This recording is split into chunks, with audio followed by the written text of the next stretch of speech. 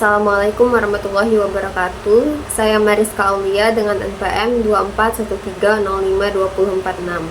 Hari ini saya akan mempraktikkan video praktik konseling individu dengan menggunakan pendekatan threat vector. Assalamualaikum. Waalaikumsalam. Halo Mutia, sini masuk. Selamat siang Mutia, nggak usah tegang ya. Kita di sini ngobrol santai aja. Ibu senang kamu bisa datang ke sini hari ini. Iya Bu, makasih Bu udah mau bertemu sama saya. Tentu dong, itu emang tugas ibu. Dan ibu malah senang kalau misalkan siswanya mau terbuka dan mau ngobrol seperti ini. Itu artinya kamu peduli sama diri kamu sendiri dan itu merupakan hal yang bagus. Dan gimana kabarnya Mutia hari ini? Tadi dari habis kelas apa? Dari kelas biologi Bu, lumayan capek sih Bu, tapi masih oke kok. Oke, biologi ya, emang padat sih ya materinya, apalagi banyak istilah yang harus diingat, pasti cukup menguras energi juga. Semoga masih ada sedikit energi untuk ngobrol sama ibu ya. Kita santai aja kok, nggak perlu tegang. Nah, sebelum kita mulai, ibu mau kamu tahu dulu, apapun yang kita bicarakan di sini itu bersifat rahasia. Ibu nggak akan nyeritain ke siapapun tanpa seizin kamu. Jadi kamu bisa ngerasa aman untuk cerita, jujur. Bahkan kalau ada hal yang sama ini kamu simpan sendiri, boleh banget kamu ceritain. Karena ini merupakan ruang aman untuk kamu bercerita ya. Oke Bu, terima kasih.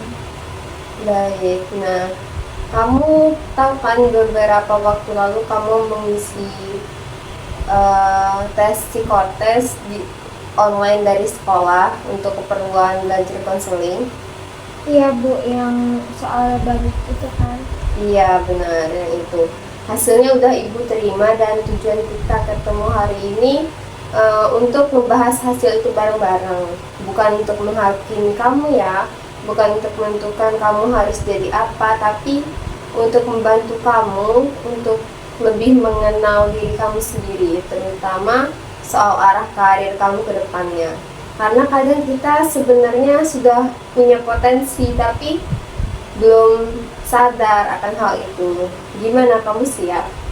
Siap Bu, saya juga penasaran sebenarnya sama hasilnya.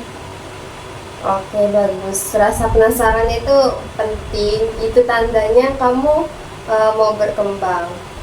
Mutia, sebelum ibu jelaskan hasilnya, ibu mau tanya dulu nih, kalau boleh jujur, sekarang kamu lagi punya perasaan apa nggak sih soal masa depan atau soal mau kuliah jurusan apa? Apa udah ada gambaran atau masih bingung gitu? Jujur Bu, saya masih bingung banget. Orang tua saya minta saya masuk jurusan yang aman aja katanya, kayak akuntansi atau manajemen. Tapi saya sendiri ngerasa kayak nggak terlalu tertarik gitu Bu. Saya lebih suka sama hal-hal yang kreatif, tapi saya nggak yakin itu bisa jadi karir yang beneran. Jadi kamu merasa tertarik dengan hal-hal yang kreatif gitu, tapi kamu masih ragu apakah itu bisa jadi masa depan yang stabil. Dan di sisi lain ada harapan nih dari orang tua kamu yang cukup kuat ya. Itu posisi yang tidak mudah ya Mutia. Iya Bu, saya sering kepikiran sendiri. Oke, terima kasih Mutia udah jujur di sini dan ibu sangat menghargai itu. Perasaan bingung itu wajar. Banyak orang yang hebat juga pun pernah berada di posisi seperti itu. Dan hari ini kita akan coba pelan-pelan melihatnya lebih jelas ya. Sebelum kita mulai, kita buat kesepakatan waktu untuk waktu kira-kira 45 menit. Apakah menurut kamu sudah cukup? Sudah Bu, sudah cukup. Oke. Sebelum kita masuk ke hasil psikotes, ibu ingin kenal kamu lebih dulu ya, bukan dari angka atau tes tapi dari cerita kamu sendiri, karena psikotes hanyalah alat bantu. Yang paling tahu diri kamu adalah diri kamu sendiri. Boleh cerita Mutia, aktivitas apa yang paling kamu nikmati? Bukan yang paling bagus nilainya, tapi yang paling bikin kamu ngerasa hidup dan gak ngerasa kayak kerja gitu. Saya suka banget bikin konten Bu, foto-foto, desain grafis, nulis caption. Saya punya akun Instagram kecil-kecilan, temanya tentang kehidupan sehari-hari, tapi dikemas dengan estetik gitu Bu. Terus saya juga suka bikin poster buat event-event sekolah. OSIS sering minta bantuan saya. Oh gitu, menarik ya. Berapa lama kamu ngelakuin itu? Dari SMP sih Bu, kelas 8 kalau nggak salah. Jadi udah hampir 3 tahun lebih. Dulu cuma iseng, sekarang udah lumayan serius. Aplikasi desain yang saya pakai juga udah yang agak advance gitu. 3 tahun ya, itu bukan waktu yang sebentar ya. Itu menunjukkan konsistensi kamu. Nah Mutia, coba ceritain ke ibu apa yang paling kamu rasakan waktu kamu lagi asyik bikin desain atau konten itu, apa yang ada di kepala kamu? Saya ngerasa kayak masuk ke zona sendiri gitu Bu. Waktu berlalunya jadi cepat banget kalau lagi desain dan hasilnya akhirnya bagus. Saya ngerasa puas banget, kayak ada yang klik gitu. Dan saya juga suka kalau orang lain yang lihat jadi terkesan atau senang gitu. Itu yang bikin saya terus mau buat lagi. Kamu menyebut 2 hal yang sangat penting tadi. Dan ibu mau kamu sadar akan hal ini. Pertama, kamu menyebut waktu berlalu dengan cepat dan masuk zona sendiri. Nah, itu bisa disebut flow state, kondisi di mana seseorang begitu terlibat dalam suatu aktivitas sampai lupa waktu. Itu adalah penanda kuat bahwa aktivitas itu selaras dengan diri kamu. Kedua, kamu bilang senang waktu orang lain ikut senang atau terkesan. Itu nunjukin kalau kamu nggak cuma pengen karya kamu untuk diri kamu sendiri, tapi juga ingin karya kamu berdampak dan dilihat banyak orang. 2 hal itu sangat penting dalam memilih karir. Saya nggak pernah mikirnya dari sudut pandang itu Bu. Biasanya saya bilangnya cuma hobi. Kita akan kembali ke kata cuma hobi itu nanti. Sekarang ibu mau tanya lagi, di luar dunia kreatif, aktivitas lain apa yang kamu sukai, termasuk aktivitas bersama orang lain?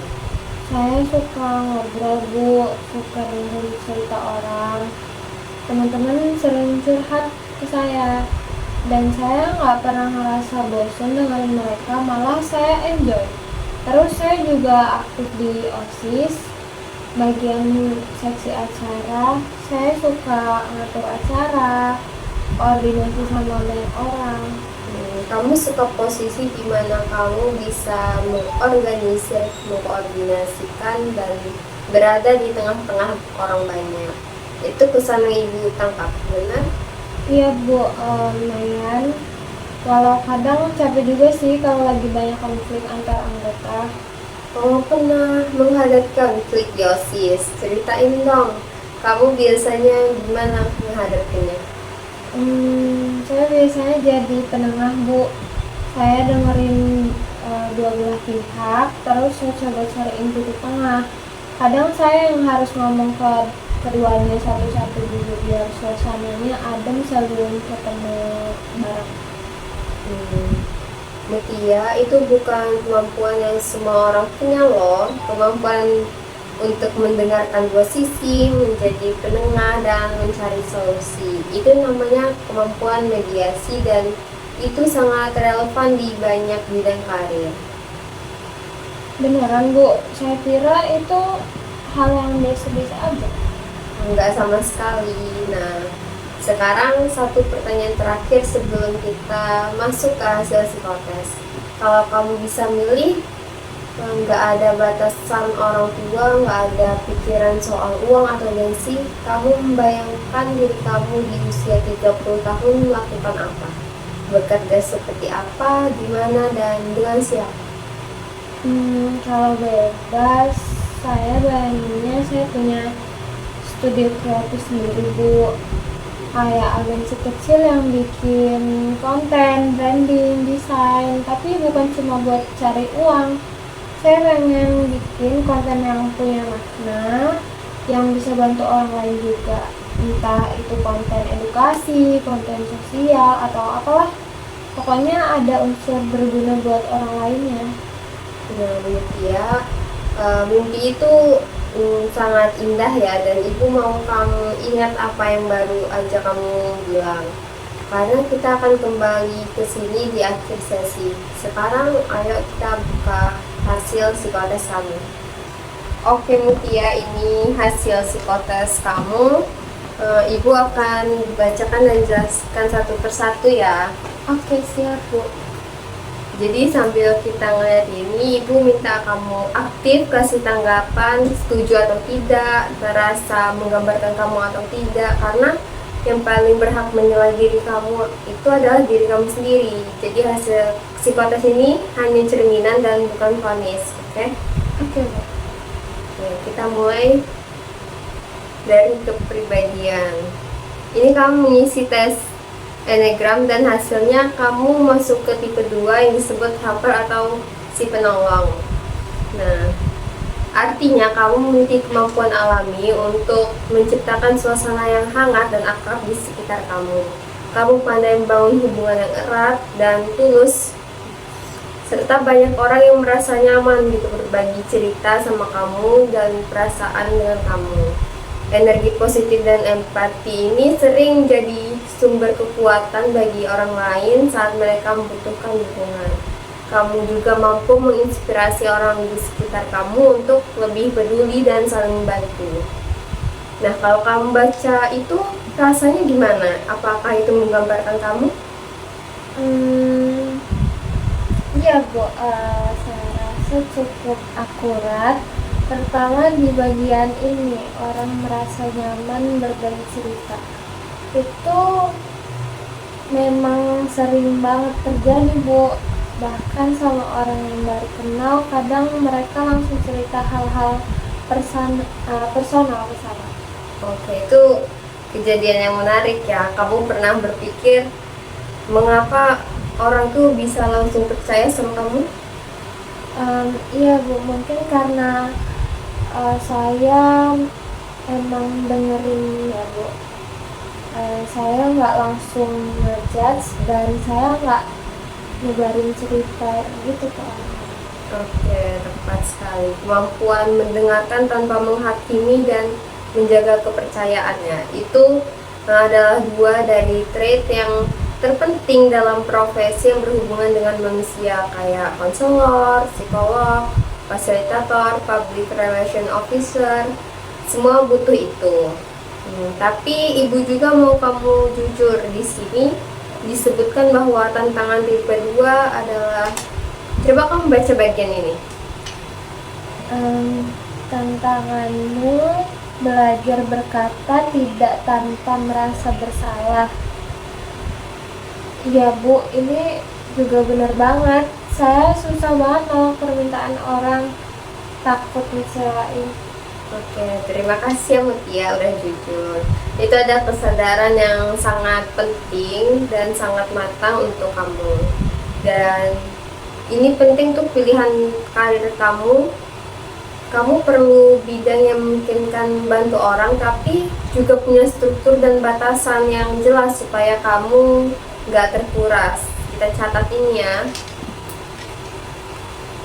Sekarang kita lihat tes minat karirnya.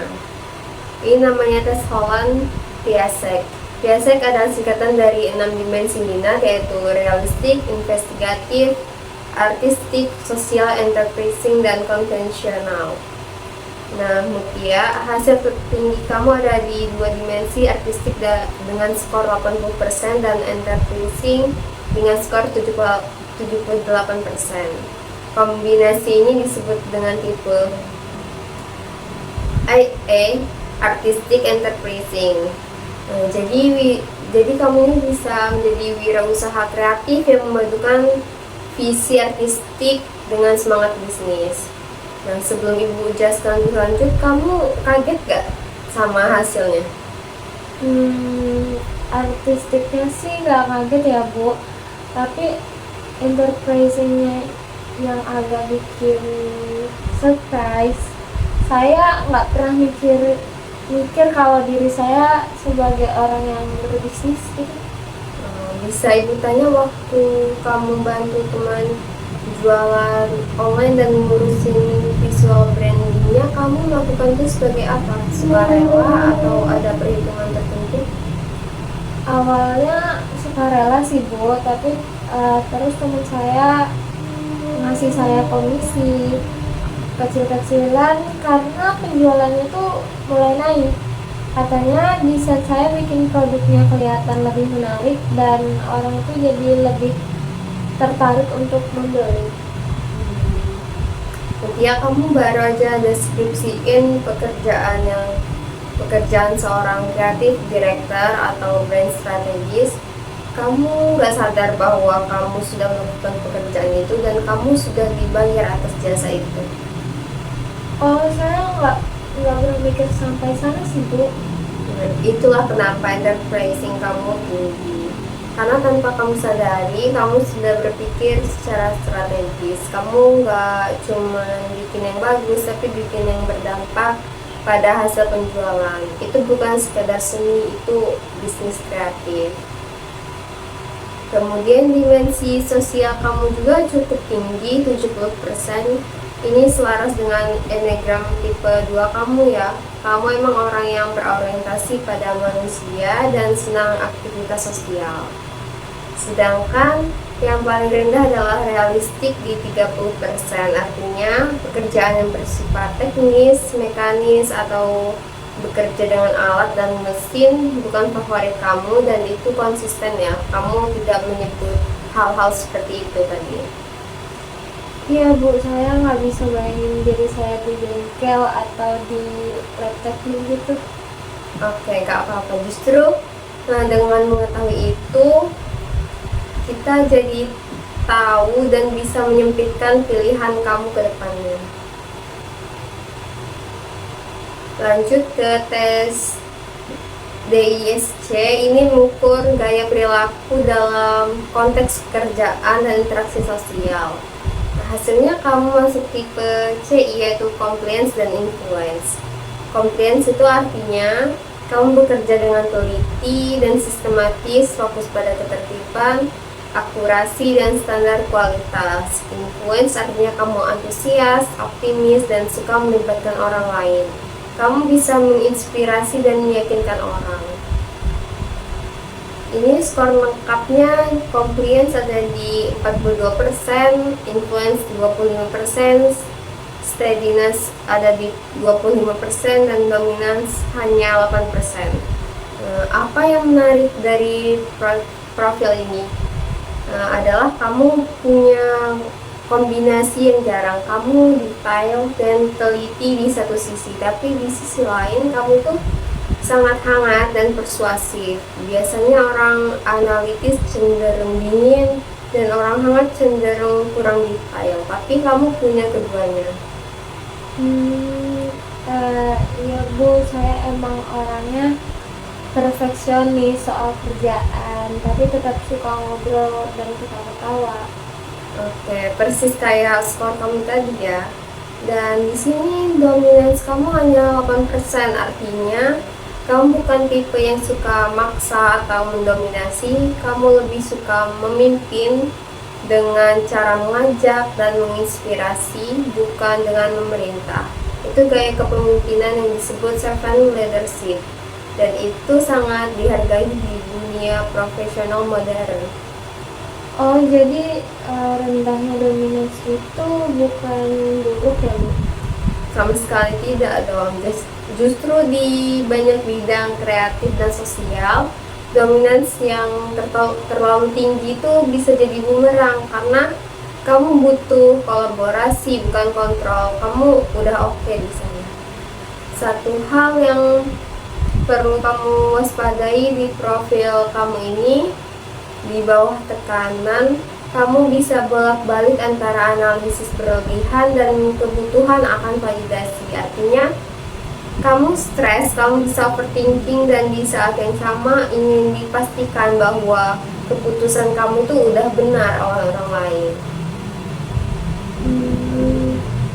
Bu, itu bener banget sih. Waktu mau ujian atau ada deadline, saya bisa berulang kali nanya ke teman, ini udah benar belum ya gitu. Menurut lo gimana? Padahal sebenarnya saya tuh udah tahu, Bu, jawabannya.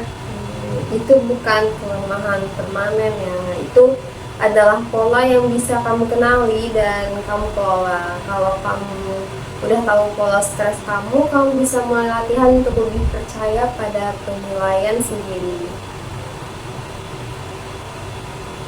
Nah, sekarang kita masuk ke kemampuan kognitif ya. Ada 3 tes, yaitu penalaran abstrak, penalaran numerik, dan penalaran verbal.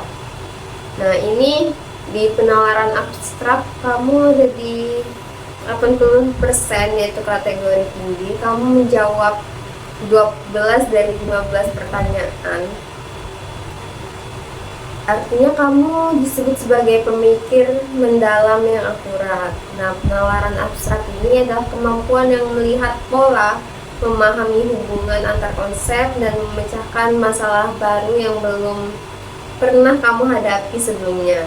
Ini adalah kemampuan yang sangat penting dalam pekerjaan-pekerjaan yang butuh inovasi dan kreativitas tinggi. Tapi ada catatan menarik di sini. Deskripsinya bilang kamu cenderung membutuhkan waktu untuk benar-benar memahami sebelum menarik kesimpulan. Nah, artinya kamu lebih akurat daripada cepat. Kamu tipe yang lambat tapi pasti. Kamu mengenali diri kamu dalam deskripsi itu. Iya banget, Bu. Saya tipe yang harus benar-benar paham dulu sebelum bertindak. Makanya waktu bikin desain pun saya suka riset lama dulu sebelum mulai. Dan hasil akhirnya bagus kan? Karena kamu nggak sembarangan. Itu konsisten dengan skor abstrak yang tinggi tapi dengan waktu yang nggak terburu-buru. Selanjutnya ada penalaran numerik di angka 33% dengan kategori sedang. Kamu jawab 5 dari 15 pertanyaannya. Ini artinya kamu cepat tapi akurasinya perlu ditingkatkan di area numerik. Mutia, Ibu mau kamu dengerin baik-baik. Skor ini bukan artinya kamu bodoh di matematika. Ini artinya kemampuan numerik kamu berada di level yang cukup untuk kehidupan sehari-hari, tapi perlu latihan lebih untuk pekerjaan yang sangat berat di angka. Dan faktanya jurusan dan karir yang cocok untuk kamu berdasarkan profil keseluruhan tidak membutuhkan kemampuan numerik yang sangat tinggi. Jadi ini bukan hambatan yang besar untuk kamu, tapi tetap perlu dijaga ya. Syukurlah, Bu. Saya udah aku duluan. Saya emang gak terlalu kuat sih di matematika. Oke, nggak apa-apa. Yang penting kamu tahu dan bisa antisipasi.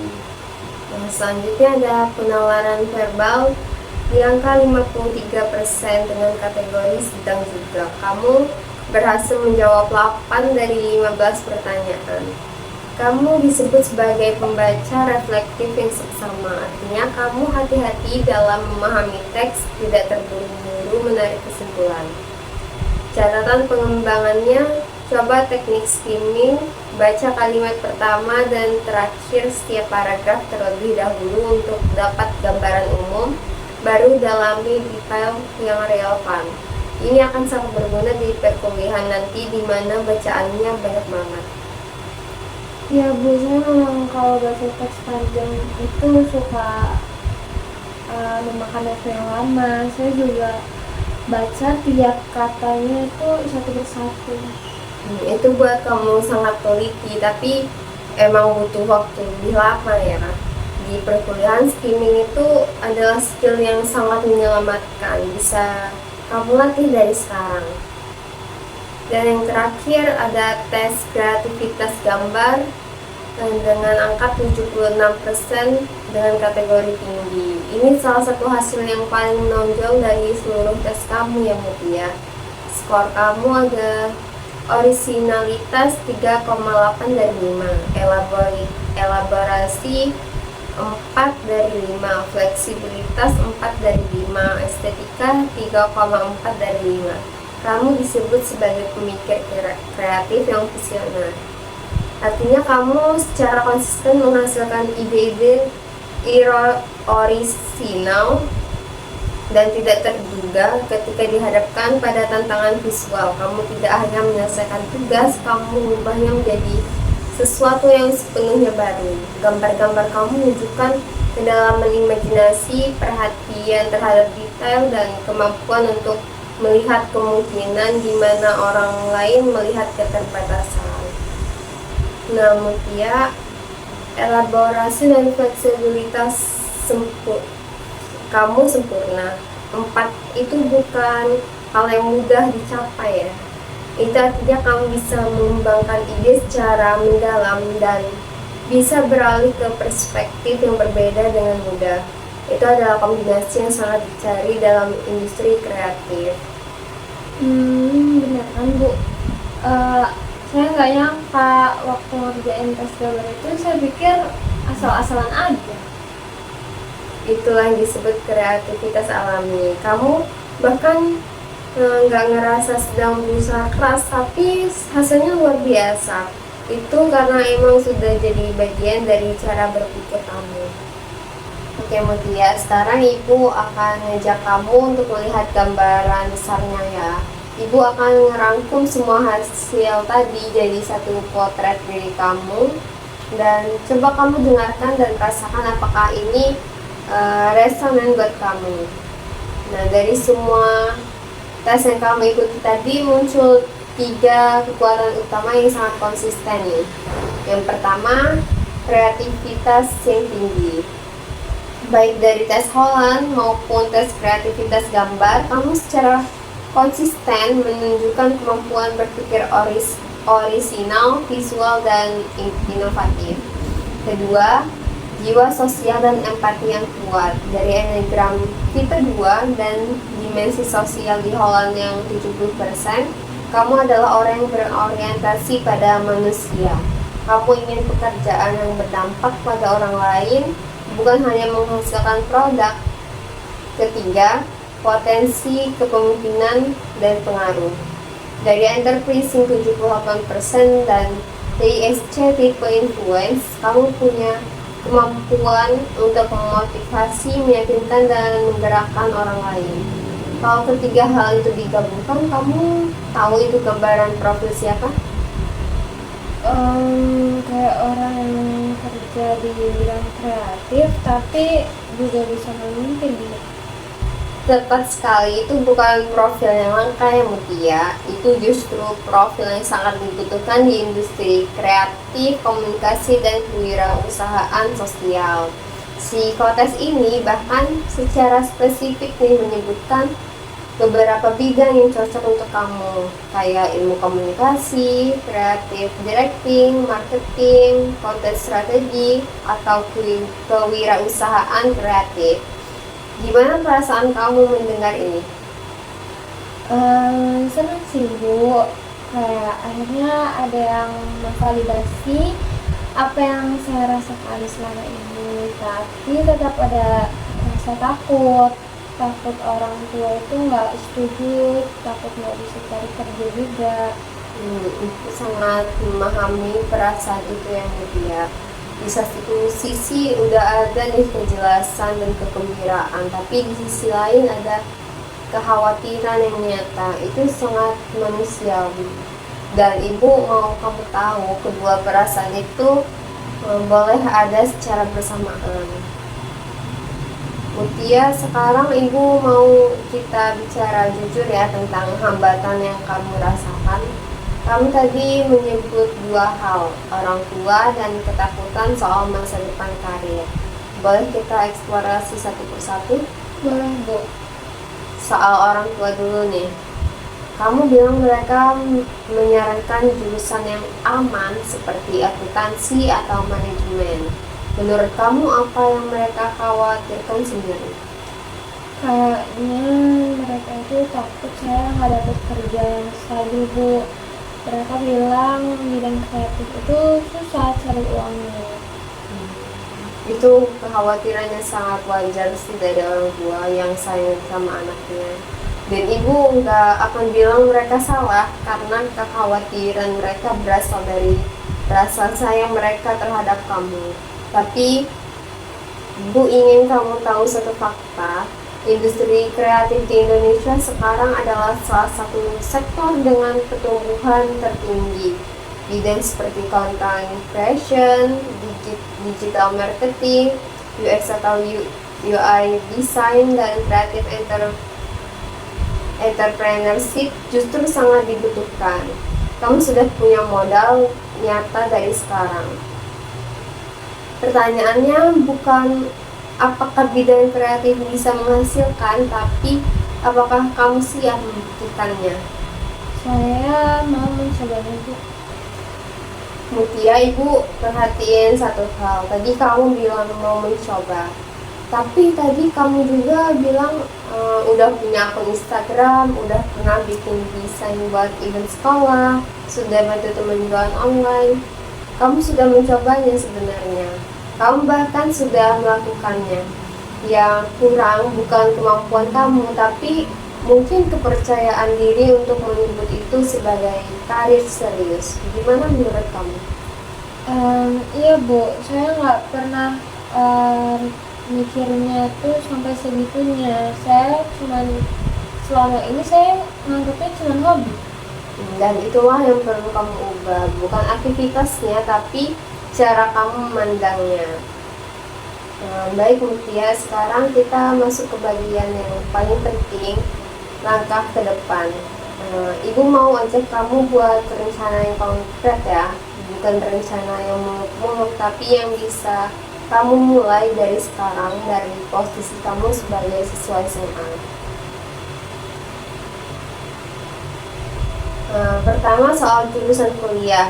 Berdasarkan profil kamu, ada beberapa jurusan yang sangat sesuai. Yang paling kuat adalah ilmu komunikasi, karena menggabungkan kreativitas, kemampuan sosial, dan pengaruh. Di sana kamu bisa mendalami bidang seperti advertising, public relations, atau media digital. Pilihan lainnya adalah desain komunikasi visual kalau kamu ingin fokus ke sisi visual, atau manajemen bisnis dengan peminatan kewirausahaan kalau sisi advertising kamu ingin dikembangkan lebih. Dari tiga ini mana yang paling berbunyi gitu buat kamu? Ilmu komunikasi kayaknya, Bu, itu yang paling mencakup semuanya. Oke, itu pilihan yang sangat tepat dan didukung data psikotes kamu tadi ya. Psikotes ini pun secara eksplisit merekomendasikan ilmu komunikasi sebagai jurusan nomor 1 untuk kamu. Relevan untuk karir sebagai marketing manager, social media manager, dan copywriter. Oh, beneran, Bu? Iya, dan sekarang ibu mau kamu buat 3 langkah konkret yang bisa kamu lakukan dalam beberapa bulan ke depan. Ibu kasih contoh ya, tapi nanti kita diskusikan bersama. Nah, kayak yang langkah pertama itu kamu bisa bangun portofolio, mulai dokumentasikan semua karya kreatif kamu secara rapi, kayak desain poster, konten Instagram, proyek apapun, itu adalah portofolio kamu. Langkah kedua, riset kampus. Cari informasi tentang jurusan ilmu komunikasi di minimal 3 universitas yang kamu minati. lihat kurikulumnya, lihat alumninya bekerja di mana. Langkah ketiga, komunikasi dengan orang tua. Bukan debat, tapi presentasi kecil. Tunjukkan ke mereka datanya, tunjukkan prospek karirnya, tunjukkan bahwa kamu serius dan sudah punya rencana. Nah, dari 3 langkah itu, mana yang menurut kamu paling menantang? Yang ketiga Bu, ngomong sama orang tua itu yang paling berat. Oke, Ibu paham. Boleh Ibu bantu? Kalau kamu mau, kita bisa latihan di sini. Ibu bisa berperan jadi orang tua dan kamu berlatih menyampaikan pilihan kamu. Atau kalau perlu, Ibu bisa fasilitasi pertemuan dengan orang tua kamu. Mana yang kamu prefer? Wah, boleh banget sih Bu. Kalau bisa latihan dulu di sini. Saya mau lebih siap sebelum ngomong ke orang tua saya. Oke, kita bisa jadwalkan sesi itu di pertemuan berikutnya ya. Nah, untuk sekarang Ibu mau kamu pulang dengan satu hal yang pasti. Kamu bukan anak yang salah pilih passion. Data psikotes kamu bicara sangat jelas tentang siapa kamu dan kemana kamu bisa pergi. Nah, Mutia, kita sudah hampir di penghujung sesi kita hari ini. Sebelum kita tutup, Ibu mau rangkum apa yang sudah kita bahas ya.